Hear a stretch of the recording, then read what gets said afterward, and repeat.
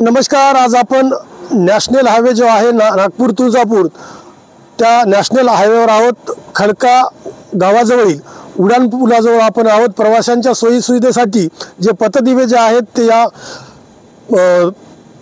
पुलावर लावण्यात आलेले होते, परंतु अनेक ठिकाणी आपण या साइडला पाहू शकता की अनेक पथदिवे जे आहेत ते बंद आहेत। माझ्या डाव्या साइडला सुद्धा तुम्ही पाहू शकता की अनेक प्रकारे जे आहेत पथदिवे जे आहेत जे बंद आहेत। मोठा गाजावाजा करून ज्या या रोडची निर्मिती करण्यात आली होती, प्रशासनाकडून मोठ्या प्रमाणात टोलची वसुली सुद्धा प्रवास करणाऱ्या प्रवाशाकडून होत असते, परंतु ज्या प्रकारच्या सुविधा ज्या प्रवास करणाऱ्या नागरिकांना मिळायला पाहिजेत होत्या त्या सुविधा मिळत नाहीत। अनेक ठिकाणी जे आहेत या रोडला जे आहेत तडे सुद्धा गेलेले आहेत। 1-2-3 वर्षात इतक्या लवकर जर हा रस्ता खराब होत असेल तर आपण या रस्त्याच्या दर्जाविषयी सुद्धा किती बोगस दर्जाचं काम काही ठिकाणी झालेलं आहे आपण पाहू शकता।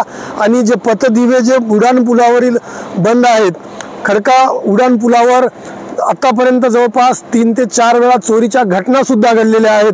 प्रवास करणाऱ्या नागरिकांना पथदिवे असल्यामुळे अनेक समस्याचा जे आहे सामना करावा लागत आहे। नॅशनल हायवे प्रशासनाकडून या पथदिवे जे आहेत चालू करण्याची मागणी सुद्धा नागरिकांकडून वारंवार होत आहे, परंतु